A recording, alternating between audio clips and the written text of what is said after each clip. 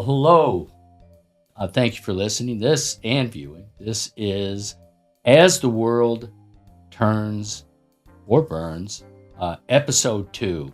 And so today we're going to be tackling a whole bunch of issues. But before we get on all of that, kind of get greetings from everyone here in the studio. First and foremost, behind the board, making the magic happen.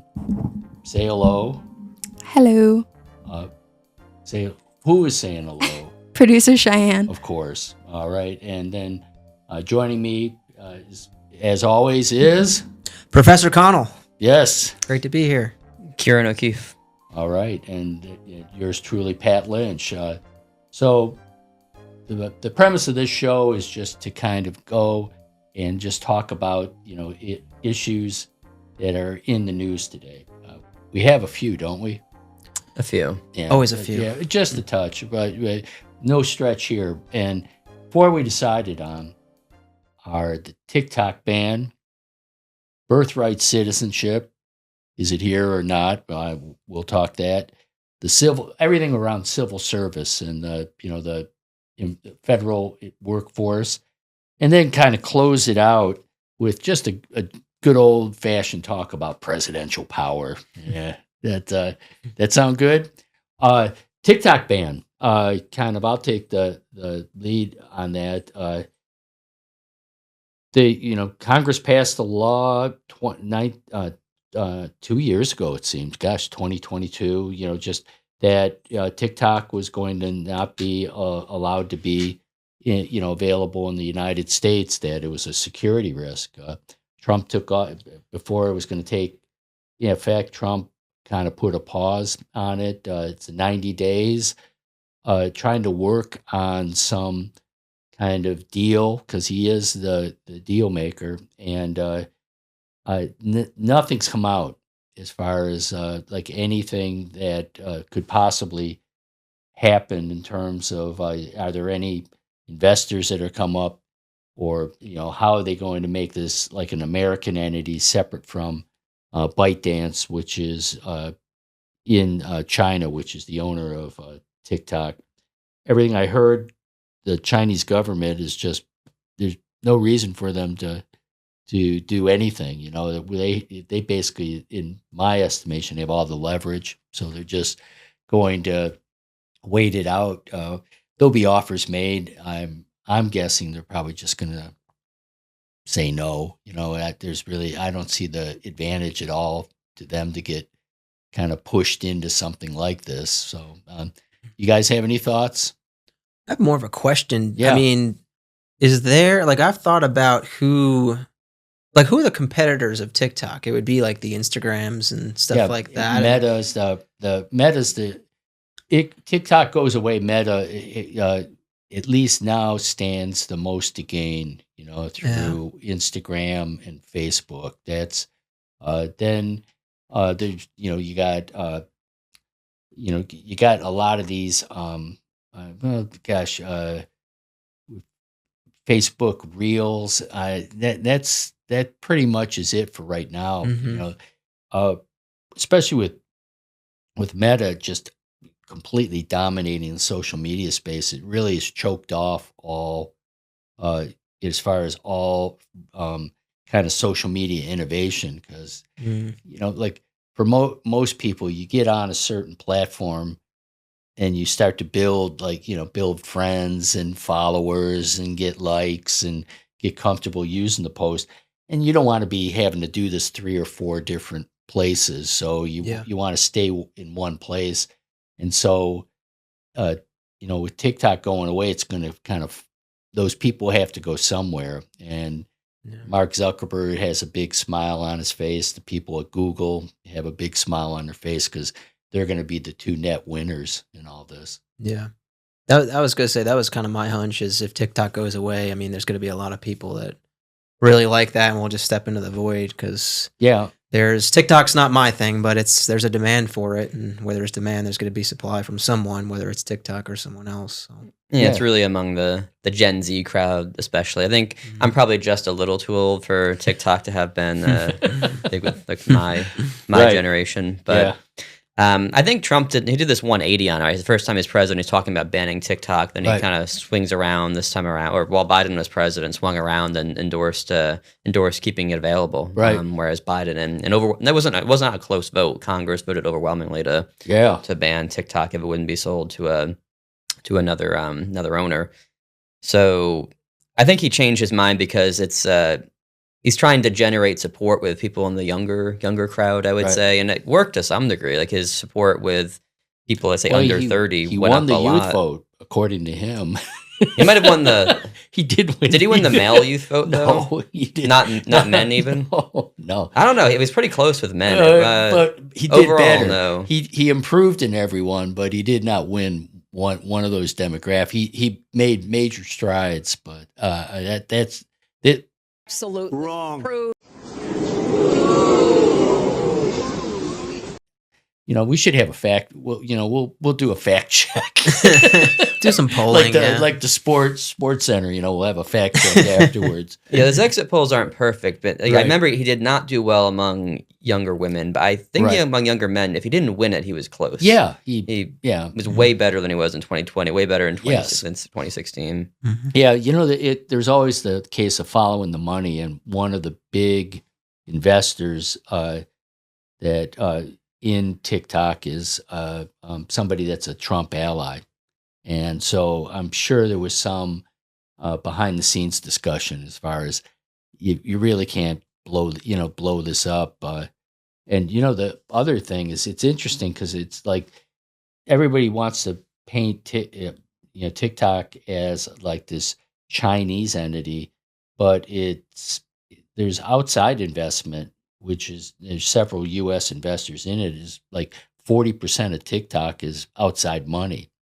That all of them, I'm sure, are doing whatever they can to influence a decision to kind of find a solution to keep this thing going. And we'll see. Yeah, I saw Trump was floating around the idea of like creating a sovereign wealth fund to purchase TikTok, or maybe even having Elon purchase TikTok as well. So it'd be TikTok and Twitter he would own. I don't know. Like I think. I'm like, the Congress hasn't really communicated that clearly, like what exactly is like the very unique national security threat. But I would infer just because China, the separation between like private enterprise and the Communist Party in China is not really a thing, that China could probably get access to whatever they want out of the company and play with the algorithm if they choose. And those algorithms have been shown to be really, could be really manipulative and weaponized in ways that are extremely, extremely destructive. So I'm kind of agnostic on the issue of the TikTok ban, although I am like a little bit skeptical of people who are like really, really upset about it, who are really, really angry about it, because I think there are a lot of other platforms and there are some reasons to be concerned. Well, kind of the broader issue is that if Congress passes a law and the president chooses not to follow that law, where's that lead us?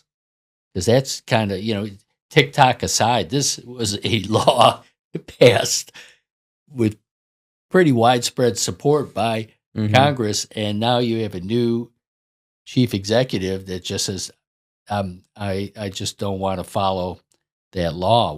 And I know we're going to talk about presidential power, but, that's, it's front and center in an action like this, isn't it? It is. I mean, it's kind of I guess sort of a gray area though, right? Because doesn't the legislation say you're allowed to have like a stay of 90 days or something? Yes. And we're still within that. So it came into effect on, it was like January 18th or 20th, somewhere around there. It's official date. Yeah, and so 90 days, you've got quite a bit more time left. But if after 90 days, then if it's still operating. But also, like, I think these companies are afraid of violating the law, even if Trump isn't really enforcing it. Because if you can't download TikTok right now, you can't get it through the app stores. You have it, you can still use it, but you can't get it through the app stores. So I don't know. We'll see what happens. Yeah, there's a severe penalty for Apple and anyone else that for any new user. So they had to stop downloads. TikTok right now, their algorithm is not being updated, and it sounds like, well, that's not a big deal, but there's so much work in kind of maintenance and keeping everything up and keeping everything renewed. and you'll start seeing glitches and out like minor outages and anything. Cheyenne, you're on TikTok, yes? You see any glitches at all, or should there TikTok that you kind of always know? It's different. I feel like it's more Republican media being pushed out to me instead. Well, thank you, CCP. No, seriously. Like after the whole thing, it's like really Republican stuff being pushed at me. Right. If TikTok went away, what would it be a big deal for you? Mm-mm. Where would you go? Instagram. All right, there you go. There we go. Into the void. Instagram comes. We have the voice of youth. I think the more I learn about these social media companies and the effects of algorithms, I've come to believe that really we might start regulating these companies in the way we regulate cigarettes or something. Like, it's just it seems like the way that these algorithms can affect especially young people has so many negative consequences in terms of self-esteem and can help contribute to suicide and a whole host of bad outcomes. And they're monopolies. I mean, they kind of have to be because of those network effects. It doesn't make sense to have, too many of these things, but that's the other thing too. And what you're saying is like, I think we're in a weird time where like it's probably not a good thing that we don't even know what laws will be enforced or not. Yeah. It's like, there's other examples. Like I know like federal ban or marijuana is like one example of where like there's a federal law, but it's not actually enforced. But now it's like, because you've got the Trump administration that's choosing to do things that are starting to stretch the bounds of the Constitution, it's like becoming unclear exactly what the de facto laws are and what's actually going to be enforced. So that's probably a problem. Yeah, that's and we'll see where TikTok goes. We'll get to Super Bowl picks a little later, but I'll go at my fearless forecast that the Chinese government will not budge. They're going to see if the U.S. blinks, and that TikTok will find a way just not to enforce the law and allow TikTok to operate as it always has, or it's going to go away. One or the other, but there's not going to be a U.S. TikTok. That just never will. It'll never happen. There's no reason for them to follow up on that. The thing on like mental health and social media, that last Congress, last session before the change, there was that whole Child Protection Act, for social media that they were trying to pass, and you think that would be just a no-brainer, and that got stalled. It was, I don't know if it was conservative voices wouldn't get heard, or it was kind of it's a real sad, and the horses are so much out of the barn when it comes to managing social media. I mean, Lena Khan, they tried to look at some action to break Google up, and that went away. And I think the new administration is going to be more, if anything, more merger friendly. So who knows? All right, on that, you want to switch? We talked that one through. We switch gears, sure. Switch gear. Birthright citizenship. Kieran, are you going to take that one? Yeah, I can take the lead on this one. Yeah. So Trump issued an executive order on his first day in office saying that the 14th Amendment isn't the 14th Amendment anymore, I guess. So birthright citizenship is over. And really what it comes down to is the language "subject to the jurisdiction thereof," which appears as a clause within the section saying that whoever is born in the United States is a citizen. And that has in the past been ruled to apply to like children of diplomats, that they're not citizens of the U.S. because they're not subject to the jurisdiction of the U.S. And also at the time of the 14th Amendment, which was passed right after the Civil War, it applied to American Indians who, at that point in time, were not citizens. And that changed with the Indian Citizenship Act of 1924. But Yeah, so that's the general interpretation of it, but Trump is trying to change that and make it so that it's... Was it involving like freed slaves as well? Yeah, so historically, whoever was born... So going back to like when the U.S. were British colonies, whoever was born there was a subject of the crown, and that was maintained after independence, but in that you became a citizen of the United States if you're born in the U.S.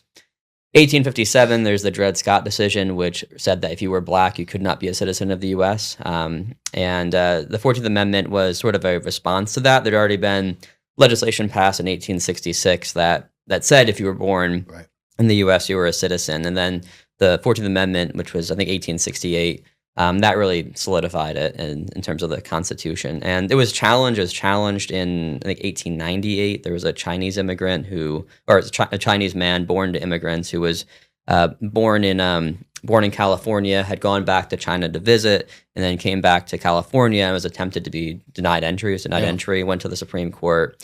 And the Supreme Court ruled that because of the 14th Amendment that he was a citizen of the United States. And so that was a case where the people who were trying to test the Supreme Court were sort of checking it out to see if they would if it would actually apply to immigrants or not. They wanted to not apply to children of immigrants. And that court was not exactly like a liberal court. It's the same court, more or less, that ruled that Plessy versus Ferguson, separate but equal. So they were the ones that said segregation was okay, which was, of course, common throughout the South until the 50s and 60s.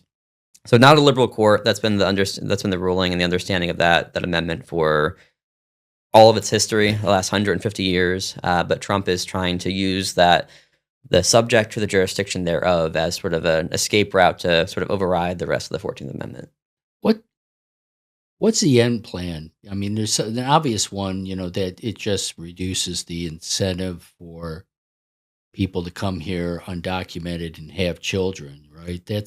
But what's ultimately kind of the game plan, or what's to be gained by the people, like by Trump, as far as why he would go after something like this rather than just focus on border, like securing the border and doing everything like that? I think there's a fear of like those people who are born to immigrants in the United States having political power, right? And playing a cultural and political role in the United States in the way that I suppose Trump feels like they shouldn't. Yeah. But birthright citizenship is really the norm in the Americas. If you look at the Americas, almost every single country in the Americas, with just a handful of exceptions, has birthright citizenship. So we're kind of the norm in the Americas. It's less common in other parts of the world, but in the Americas, birthright citizenship has been the norm. In Europe too, right? For the I heard it's pretty common in many parts of the world. I don't know that there are any countries in Europe that have birthright citizenship. Yeah. I think it's almost entirely based on parentage in Europe. Okay. So like the UK used to have birthright citizenship, and they got rid of that in the 80s for the same reasons Trump is worried about, that they didn't want people immigrating there, being there for 10 seconds, having a baby, and then that baby being a citizen of the UK and having, political power as any citizen does. So yeah, it's primarily in the Americas. Outside the Americas, there are only a handful of countries that have birthright citizenship. I think Pakistan does, and there are a couple other ones, but it's not very many. So it happens it developed in the Americas because the colonies and the early countries in the Americas are trying to attract immigrants, and one way of attracting immigrants is by allowing them to become citizens when they arrive. So if you look at a map, it's a huge difference between you might call the New World and the Old World. The New World is predominantly birthright citizenship with very few exceptions, and it's the total reverse in Africa, Asia, and Europe. Europe, yeah, the old man. Yep. Yeah, but I was just going to contribute. The Latin term is jus soli, Jussoli. Yeah. So that's because I think Trump has said. Has he said like the U.S. is the only country that does this? Which is totally, he did totally say that, false. Yeah, no, we've got official categories for this. And it does. I mean, there is research to show that it does, if not incentivize migration. I mean, if you have a more liberal citizenship regime like the United States, where there's birthright citizenship, it will attract more migration, all else equal. Right. So if you wanted to change that, okay, like that's a conversation you could have, but you can't change something in the Constitution with an executive order. I mean, they learned that in U.S. history class. So, but then kind of like what is it, just to grab headlines? Yeah, because I mean, it already is kind of get stalled in courts, and a judge kind of almost laughed at it, just saying that anybody that looked at this action would realize it's blatantly unconstitutional. But here it is. It came from the president of the United States. It's probably just short-term political gains. Yeah. I don't know if there's any. I don't know if anyone's like seriously considering like getting rid of this just with an executive order, but I could imagine a scenario where it goes to the Supreme Court and at least some judges are going to maybe rule in favor of Trump's interpretation. Sam Alito is a judge that talks about the way he makes rulings is through originalism, which is trying to get into the minds of the founders when they wrote the Constitution, or whoever wrote the 14th Amendment in the late 1800s, and did they write this amendment with the purpose of granting citizenship to immigrants, or was it something else, such as former slaves? Right.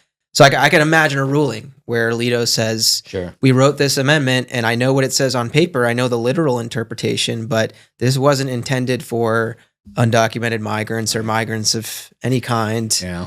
And so I could imagine a dissenting opinion, but I would hope that still a majority of justices would not say that we're just going to throw out birthright citizenship. Yeah. I would be surprised if that order was upheld by the Supreme Court. I can't see it getting too many votes on the court. And even if you go back and look at what the framers, and the framers in this case are the Republicans in Congress after the Civil War, what they're saying is it is primarily about former slaves, that they would have access to citizenship without it being blocked by a previous Supreme Court ruling or by actions of southern states where they might say you had to have your grandfather be a citizen for you to be a citizen, whatever discriminatory legislation they might have passed. But in the discussions they had, I think some of the research has shown they did realize this would also apply to immigrants. So I think even if you're taking like an originalist interpretation, you would have to vote to overturn the executive or reject the executive order. The executive order has already been held up by the lower courts right now. Right. It's not in effect. So you'd have to have just a crazy and tortured reading of the 14th Amendment to think that his executive order was somehow in line with the 14th Amendment. Yeah. What's the chances of it reaching the Supreme Court, or versus just kind of stalled in the lower courts and it just never goes any further? I'm not sure because they have to vote on what cases to take. Yeah. I would guess this will probably make its way to the Supreme Court and they'll make a ruling on it. Yeah.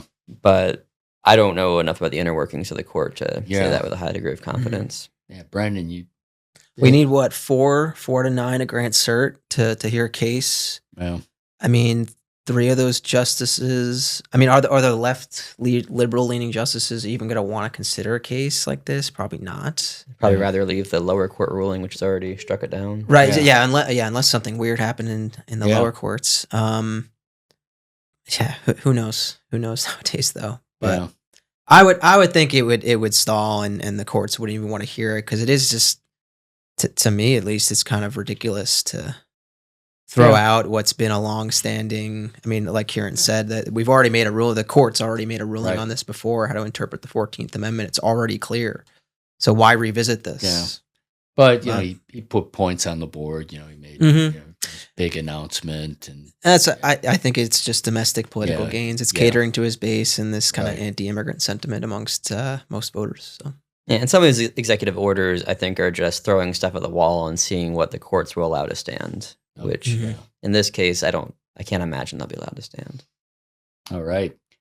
Well, let's go and talk about dismantling the deep state. This kind of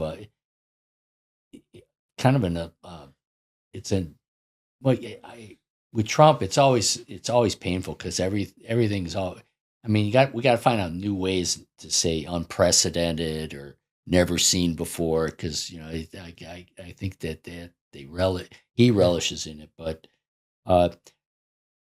just this kind of the dismantling or I'm fumbling for the right words, but I'll talk about it in business context, because what they're looking at is, here it is that you have a federal workforce and you're going to go and try and achieve 5, 10, whatever percent workforce reduction. And so you just go and just say, okay, we're going to offer buyout packages to everyone.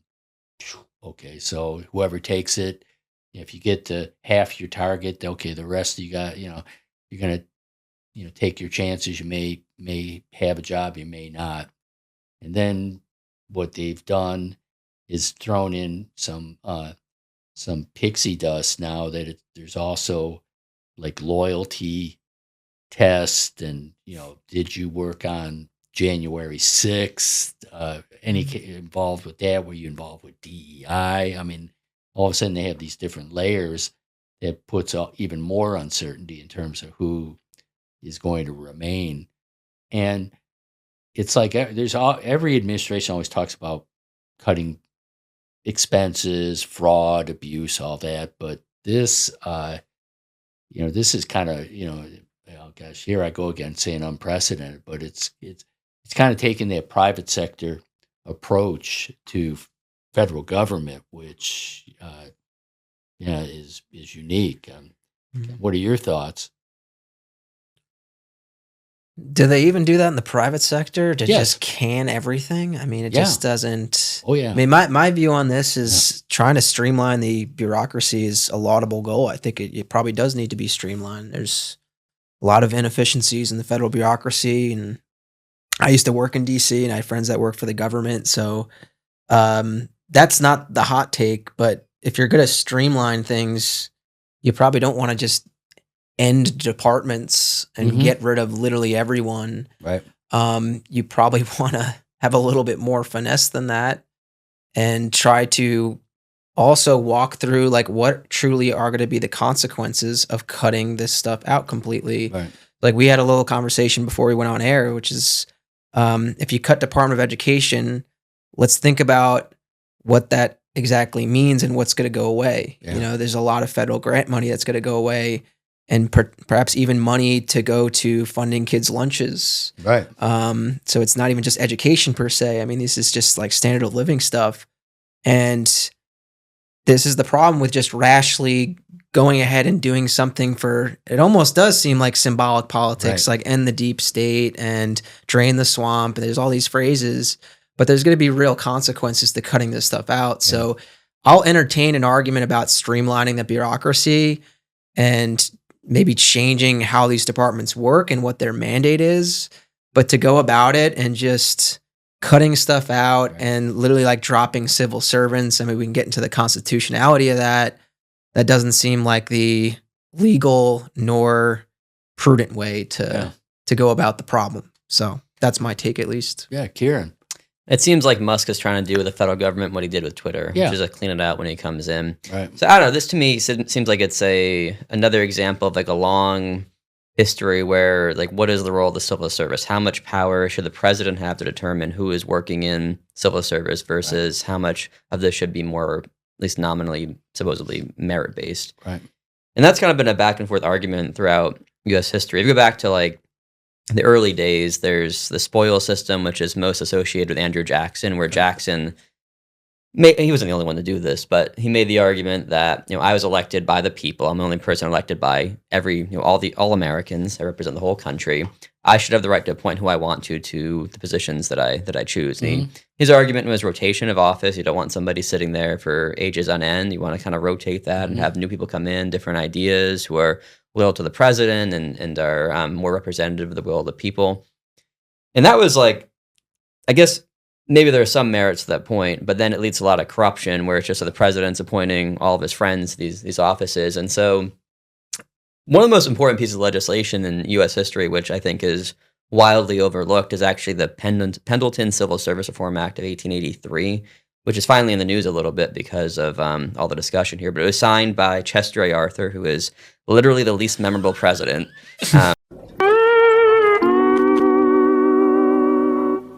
There's a survey. You are bringing on some major historic hot takes right now. I happen to be in my class covered this yesterday just by coincidence. It works out pretty well. But he's literally the least memorable president because in 2014 there's a survey where these guys just kind of did a survey where they called people and said, name all the presidents you can think of. And he was only 7% of Chester A. Arthur, which is last of all the presidents. So, but anyway, he did sign this legislation which created like a more merit-based system where certain jobs are not to be appointed by the president. Right. They're going to be based on competitive civil service exams. So you have the most qualified person. And over time, when Arthur signed it, was a relatively small number of jobs that were reserved for competitive process, but it was expanded over the years by later presidents like Grover Cleveland, somebody else is kind of obscure, but also other presidents in the early 20th century. And so you got to the point where eventually the vast majority of the jobs were based on what's supposed to be a competitive process, not a political appointee process. And I think Trump is really trying to sort of undo that and go after, this legislation that was put in place to kind of protect civil servants who they can do their job without being concerned they're going to be fired for their political views. And I think Trump believes that, the so-called deep state is primarily liberal or on the left. And I would guess if you survey most government workers are probably Democrats. I don't think there's much debate about that. But he's like, this is very, very explicitly targeting people based on their political views. And his argument is kind of the argument you heard back in the day that, I was elected by the people. I can appoint who I want to these different positions. And the executive branch is massive. Like almost every department's under the executive branch. Right. And so the number of people he could appoint if he had his way and fire and then appoint his own loyalists would be huge. And there are a lot of negative consequences that can come from firing people that have worked there for decades and know all the ins and outs and know the bureaucracy really well. Right. That could lead to a lot of problems if you get rid of them and put in people who are loyal to Trump but then don't know what they're doing. So I don't know what's going to happen. There is like a balance to it. You do want the process to be competitive and to have people who are, at least nominally the most qualified to do the job. But also, if people have been sitting around for decades and they're not doing their job, you don't want to have protections there that protect people who just aren't doing anything and are bad employees. But I don't know how much of that there actually is. A lot of this seems very political to me. And I think it is political.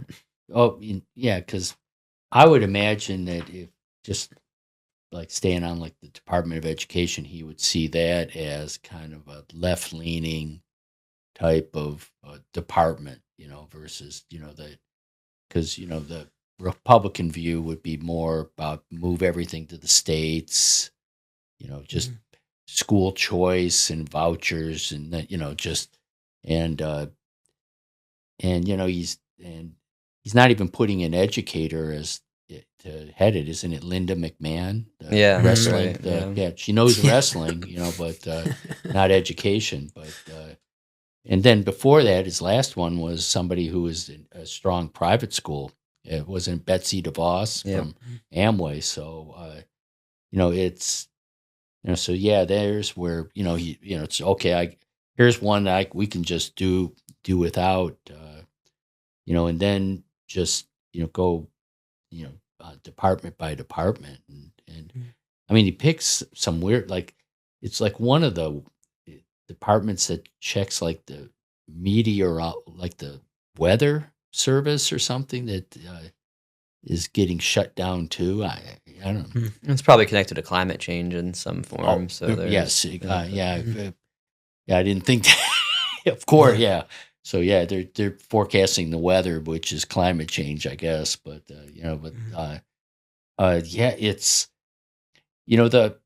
the approach they're taking in like business. Typically, what you see is that approach is taken when a company is in deep trouble. There's a whole class of consultants that are turnaround specialists, and they come in and they do just what is being done here. It's just you make cuts with an axe, not with a scalpel. You're just in, and there's going to be some things that were mistakes, but the patient is dying, and you just have it's like amputation is the is the way to do it, not some fine-tuned surgery. And so they're they have all these ambitious saving goals that they want, and so they're going to go and just tackle that and bet that public opinion isn't too negative on them. I mean, it's like USAID, USAID, that was just one that's kind of just, this is money going to, other parts of the world, so it doesn't help. It's not America first, so let's just shut the whole thing down. Mm-hmm. And I think if you actually survey people, almost everybody would say the government spends too much money. But when you ask them, where do you want to cut it? The only one actually that usually ranks pretty high is foreign aid, right? Which is really only a tiny percentage of the federal budget. I forget the exact number, but I think it's less than 1% of the federal budget is foreign aid. And I don't know if that's even like a good thing to cut, because that's so much for like American soft power, way of like having American influence around the world that doesn't require like military force. Yeah.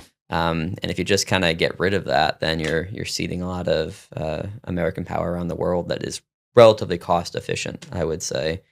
But yeah, finding things to cut is hard. Everybody talks about cutting things, and maybe there are some areas where we could make cuts and it would be more efficient. And unfortunately, people would lose their jobs, but it would be more efficient, save a little bit of money. But finding things like saying that we should cut spending is much easier than finding things that are realistic to cut spending and to streamline things. It's certainly, I'm sure there are areas that can and should be done, but I don't think that the Trump administration is taking a very thoughtful or careful approach to how they're doing it. Yeah, and for all the cost savings, it's going to be all undone anyway when they get into the reconciliation bill and tax increases, or tax cuts. Yeah, because then all of a sudden that'll just put us further behind, because I think he wants to go deeper as far as the corporate tax rate, and bring back some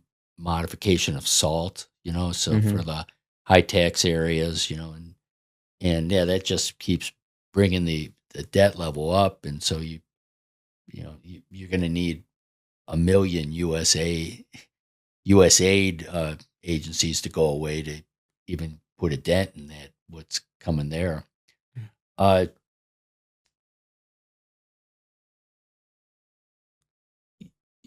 Lyon students, graduating, how are they looking at like working in federal government at this point? Well, that's the other thing too, is you want things to be merit-based, because these are supposed to be apolitical. A lot of these agencies are supposed to be apolitical agencies that look after consumer safety and national security and all these things. So you want the best and the brightest, and you want them doing things for apolitical reasons.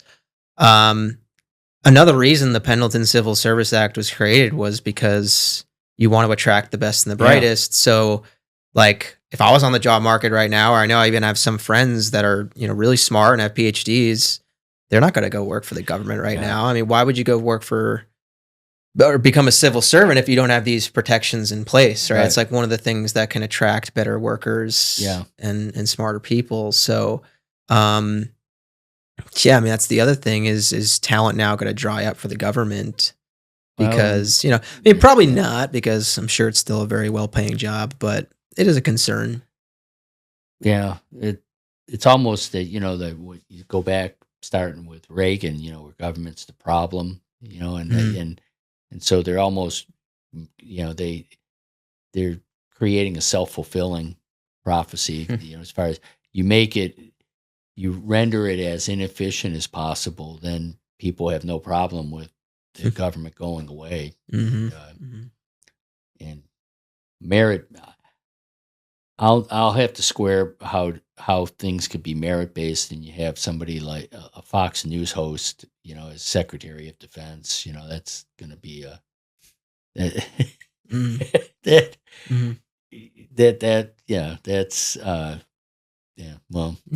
But at least, I mean, those positions have always been nominees, right? So those going, I mean, I know we've got some weird picks, but that's less of a problem than going into civil servants that are supposed to be protected, right? So, and these people in the cabinet will be gone once Trump is gone, whereas the civil servants could be around for a lot longer than that. Mm-hmm.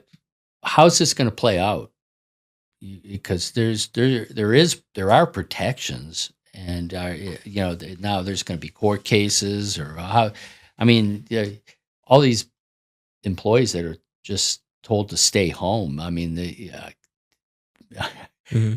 is everything stopped, or because the court has to weigh in and say, no, you have to follow this process in order to do this, and none of that's been followed.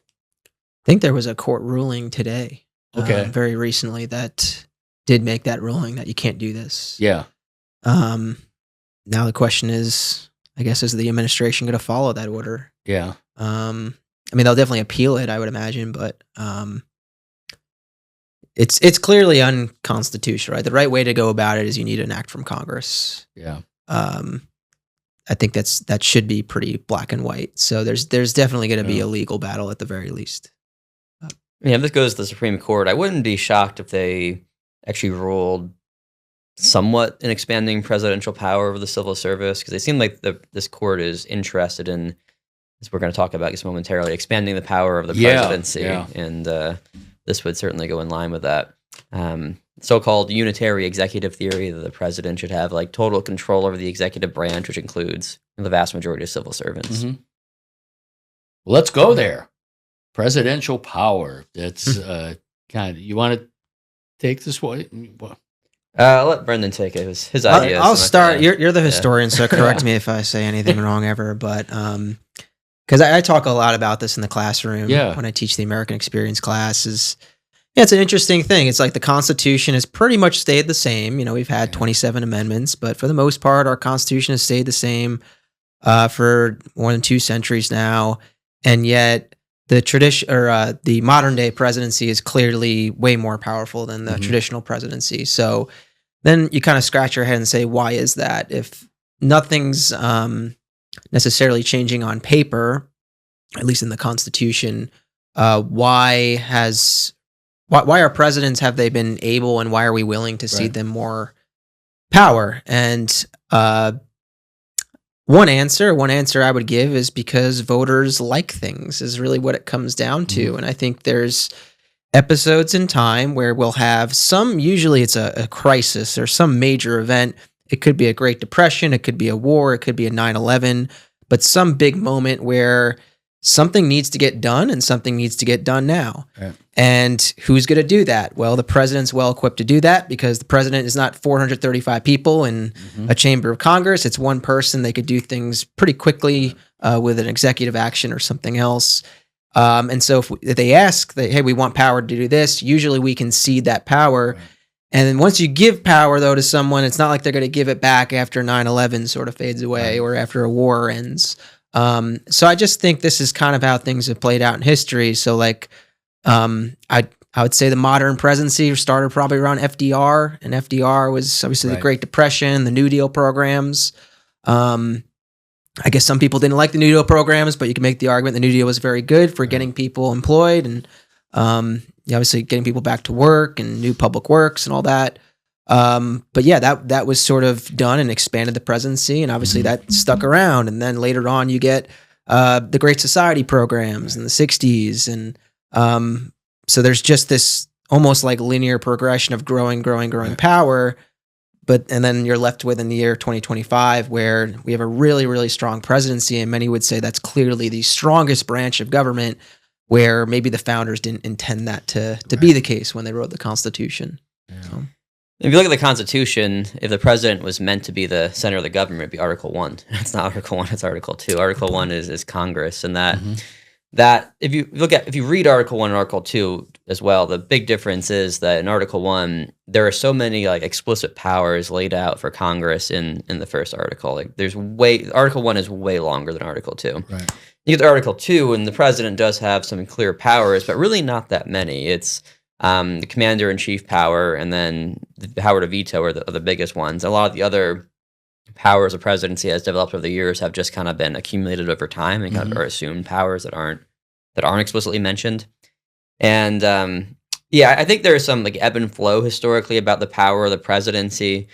Somebody like George Washington wanted to create a more powerful executive. Thomas Jefferson tried to roll things back a little bit. Lincoln creates a stronger executive, but then Andrew Johnson is a really weak president, and Congress actually kind of runs things. Congress is more powerful than the president for a while there in the years after the Civil War.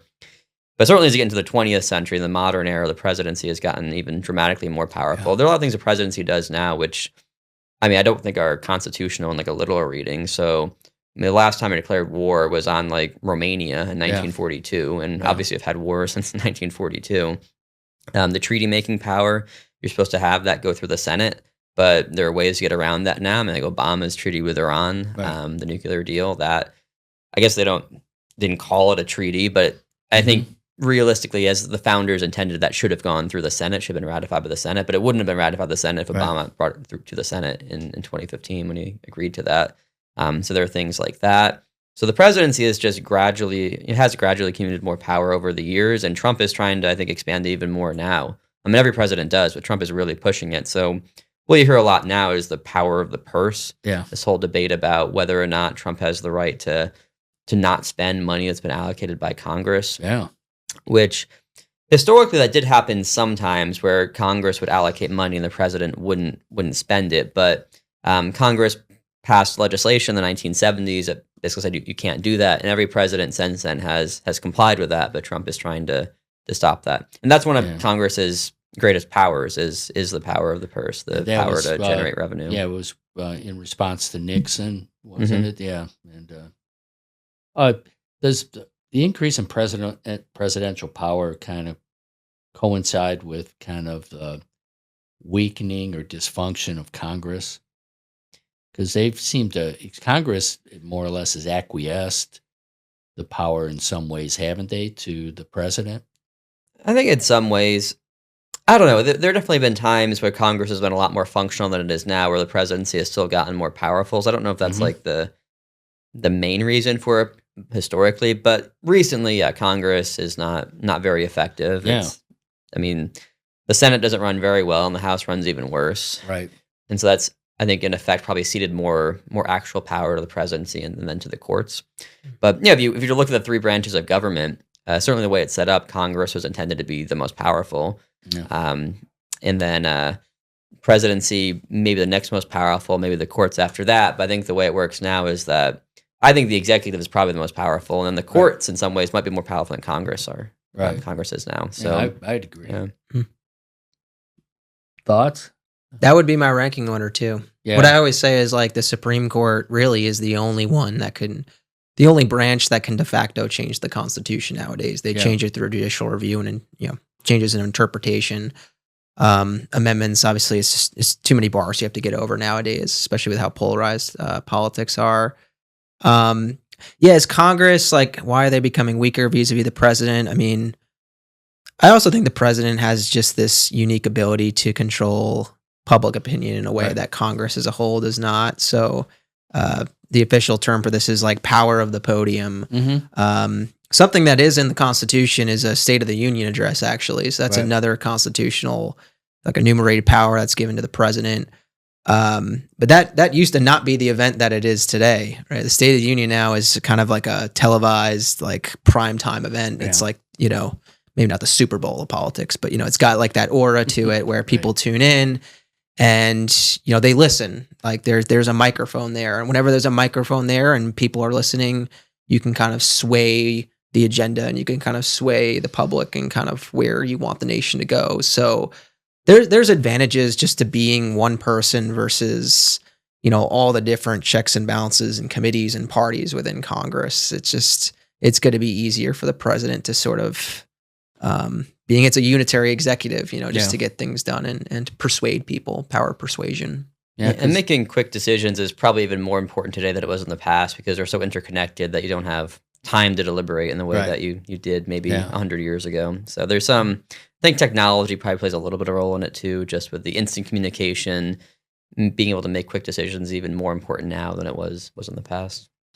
Yeah, it just, I'm just thinking that, maybe it's their Congress is acquiescing because obviously they Republicans, they control both chambers. They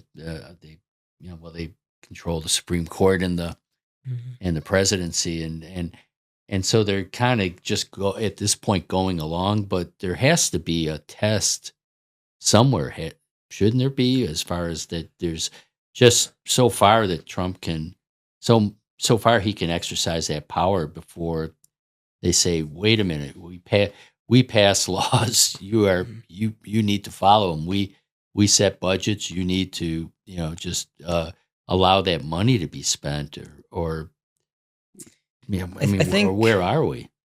I think part of the issue is that Trump has such a stranglehold on the Republican Party that Republicans in Congress just will not do anything to upset him. If the Democrats win back the House in 2026, which I think they will, then things will probably change a little bit. There's more of that checks and balance component they're probably missing right now, because Congress is not checking Trump right now at all. They're just it's controlled. There's a decent Republican Senate majority and a smaller one in the House, but there's still enough of a majority in both bodies that they're, for the most part, going along with what he wants. And he's so popular that if you stand with a base, if they stand up to him, they're going to lose a primary, and they don't want to lose a primary. Yeah, because looking at like the cabinet nominees is a good example where even like Reagan, Bush, during their time, with these nominees have had, maybe that's unfair. It's such a different time, but you look at that, he is comfortable putting these type of nominees in front, or presenting them, and they all are going to say they're all going to pass. I mean, they'll be, with Cassidy, he's a doctor and he has deep concerns about RFK Jr. and his stance on vacation. He probably went home and prayed. And what did he do? Voted to pass him through. Susan Collins always is so concerned, and what'd she do? Votes yay and passes. Then and so it's like they're, it's almost that it's like they. That it was just like they're almost like allowing the presidency to be reshaped by Trump, just because there's nothing they'll say no to. Yeah, party politics, and there's one more story that keeps coming to my mind too, because Kieran mentioned power to declare war is uniquely that's Section 1, that's Congress's power. Hasn't been done, though, since World War II, so we've been in all these technically unconstitutional wars. There was an effort to pull back the war-making authority or war-waging authority to Congress during the Vietnam War. So it was the Nixon administration at this point. There was a war powers resolution that was passed by Congress and basically says that you cannot send in U.S. troops abroad without the explicit consent of Congress. And then even then there needs to be like check-in periods. And so like every 60 days you can get extensions, but again, you have to go to Congress and consult. Nixon vetoed this. Nixon didn't want it, and it passed the veto. So like this was actually a time where, at least on this given bill, I guess, politics were not as polarized as they are today. And you had parties that were coming together to put a check on presidential power. In the end, though, we've had plenty of wars since then. There's been no power to declare war. And there's, I think the war powers resolution, there's only been like once where it's been like invoked or where a president's actually gone to Congress and gotten consent. And I think there's a simple explanation for that. And it's because it kind of relates back to like voters want stuff and they want to be protected and they want the president to act. And if you get in the president's way when it comes to like waging war, it's almost like unpatriotic. Right. Like you don't want to be someone voting against the president during a time of, post 9/11, we got to go to war in Afghanistan. We got to go into war in Iraq. Those are now viewed as unpopular wars. Yeah. But at the time, they were really popular wars. There was only one senator in Congress, a representative in the House, Barbara Lee, that voted against the Iraq war, the Afghanistan war. Bernie voted against it, didn't he? In the Senate. He voted He voted in favor of the war in Afghanistan, the first one. Ooh. Iraq was a little bit different, but Afghanistan was like the good war. Right. The good war because, everyone was just very patriotic. And so, like a lot of it nowadays is just party politics. So Republicans control Congress. They're going to let Trump do things. But I think even in other situations, I don't know. I just don't think voters care about checks and balances. I think they care way more about like, is the president wearing the same color tie as I am? Yeah. Or is the president pursuing a policy that I like? And if that's the case, maybe I don't really care about the Constitution anymore. And that's the dangerous part, obviously. People giving up on checks and balances. And depolarization is a whole nother issue. But I think one way you could get Congress to be more of a check on the presidency is by getting rid of gerrymandering. If you can set up districts where members are more afraid of losing a general election than losing a primary, they're going to kind of veer towards the center as opposed to the left or right.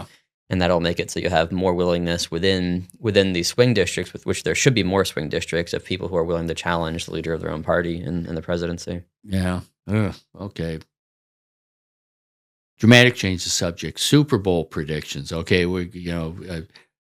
Brendan, you've been on a roll. You are now the chief prognosticator. So of course, that's why they pay me the big bucks. That's why they pay you the big. What do you predict? I'm gonna go Chiefs, and this is coming from someone who has watched very little football this season. All right, but all you need to know is that's America's team. That's the NFL's team. They want the Chiefs to win. I'm buying into the conspiracies. Okay, going Chiefs and Patrick Mahomes. All right. So I think the Eagles are actually a better team on paper. And if you look at the point differential, the Chiefs' point differential is really not very impressive for a team that went 15-2 or whatever. The Eagles are much more impressive in that regard. But the Chiefs just keep on winning all these really, really close games. And so there's part of me wants to say the Eagles. I'm going to go 34-30 Chiefs. Okay, that forces me. Mahomes MVP. That forces me. I'll have to say Eagles, and it's tough because Philadelphia fans, they're the ones throwing like ice balls and rocks at Santa Claus, and all that. I don't I'm most unlikable people on the planet, but I there's just something where teams that win close and have like a Cinderella season, somewhere it just stops, and I just think that they can they're going to just with Barkley, the Eagles will be able to just establish a run and just wear the Chiefs down. Patrick Mahomes one of a kind, but I'll pick the Eagles just to be different. Are you a Swiftie as well? Do you like Taylor Swift? Well, it's kind of like saying, saying that you're anti-Trump because you're afraid of what's going to happen. I'm not going to go against Taylor Swift. I don't want to bring that hate on me. So so that's but that's all good. So that's a good place to end. All right, that we all love Taylor Swift. What's your opinion? Sorry. Okay. All right. Well, there you go. So producer Cheyenne's on the record. So old Taylor, yay. New Taylor, meh. Okay. Real good. Well, Brendan, Kieran, thank you once again. Episode 2, not season 2. Goodness, I'm not. But episode 2 in the books of As the World Turns or Burns. We'll be back in 2 weeks with who knows what. We'll see. We're all three of us are kind of planners, but it's kind of impossible to plan with the way the news cycle's going. So we try to keep it as current as possible. But with that, we just hope that you subscribe if you watch us and like what you see. Give us a rating. How many stars, Cheyenne? 5 out of 5. Oh, you bet. Oh, right. So that we just hope that's the case. So we'll do a sign off. Kieran. All right. I'm Kieran. See you in 2 weeks. Brendan. Professor Connell. Until next time. And then, don't, Cheyenne, because there's always a question I ask at the end of every podcast. What is that question? Where can you find the Career Pathways podcast? And what is that answer? You can find us. Oh, wait, no, this isn't careers. Yeah. No, this is As the World Turns Her Birth, Yeah. but same play. Where can you find it? You can find it on 99.97% of platforms. Same as Career Pathways, but it's the same amount of germs that get killed with Germ-X. That's right. Not TikTok though, right? We're not on TikTok. And also, one thing, close it out, is that we also have, we have editing and production help actually abroad from France by producer Jayson. So he's sitting in his apartment somewhere right now, and he's just ready to get this file and start doing his editing magic. So Well, you better be sleeping right now. okay, hello in French is Bonjour. Bonjour, Jayson. Okay. Yeah, he's wearing a beret and has a goatee now and everything. Mm-hmm. So it's been said. All right. So take care. And thank you for listening to us. All right. Bye.